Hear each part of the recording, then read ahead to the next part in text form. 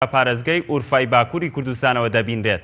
ئەمەش لە کاتێکدا گروپە چەکداریە بەرهەڵسکاریەکانی ڕژێمی سووریا بە پشتیوانی تورکیا و بە بەشداری ئەمریکا قۆناغێکی نوێی شەڕیان لە چوارچێوەی ئۆپراسیۆنی قەڵغانی فوراتدا بۆ کۆنتڕۆڵکردنی ناوچەی باب لە ڕۆژهەڵاتی حەڵەب لەژێر دەستی داعش دەست پێ کردووە. چاودێرانی ڕەوشی سووریاش دەڵێن هەڵواسینی ئاڵای ئەمریکا لە ناوچەکانی ڕۆژاوای کوردستان کە لەژێر کۆنتڕۆڵی هێزەکانی یەپەکەدایە پەیامێکی ڕوونی واشنتنە بۆ بەرپرسانی ئەنکەرە کە ڕۆژاوای کوردستان لەلایەن ئەمریکا و کۆمەڵگەی نێودەوڵەتیەوە دەپارێزرێت.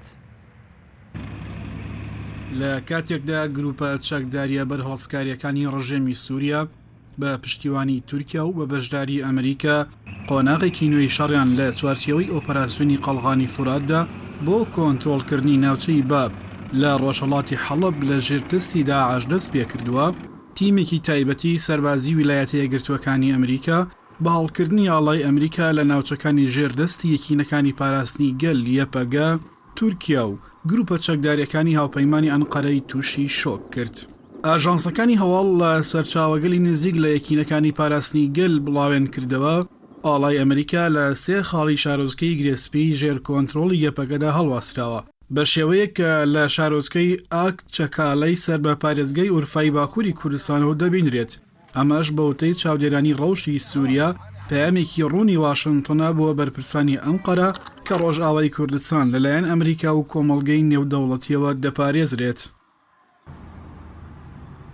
لە کۆتاڕۆژی جەژنی قوربانی پیرۆزدا هەواڵی هەڵواسینی ئاڵای ئەمریکا بە بینایەکی شارۆچکەی گرێسپی سەر بە پارێزگای ڕقەی باکووری سووریا بڵاوبوویەوە کە ئەو ناوچەیە لە ژێر کۆنتڕۆڵی یەکینەکانی پاراستنی گەل یەپەگەدایە.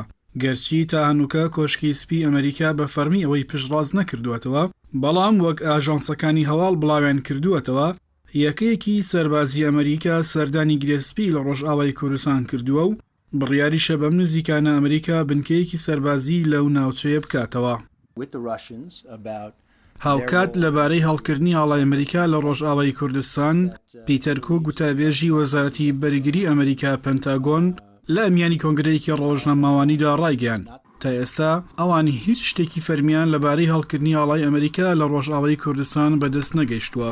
وتابێژی وەزارەتی بەرگری ئەمریکا ڕاشیگەیاند دوای گەیشتنی زانیاری ورد لەو بارەیەوە بە دوواداچوون دەکەن و بۆچوونی خۆیان لەو بارەیەوە دەخەنە ڕوو.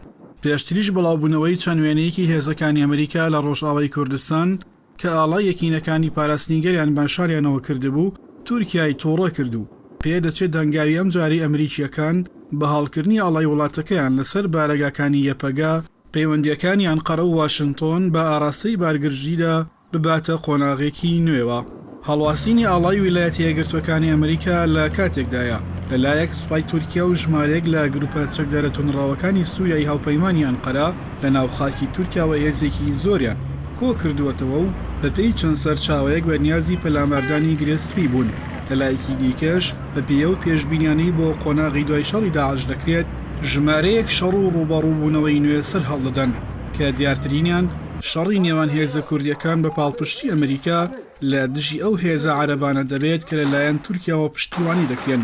لە ئێستاشدا بە شێوەی پچۆر قۆناغی یەکەمی ئەو شەڕە دەستی پێکردووە. بەر لە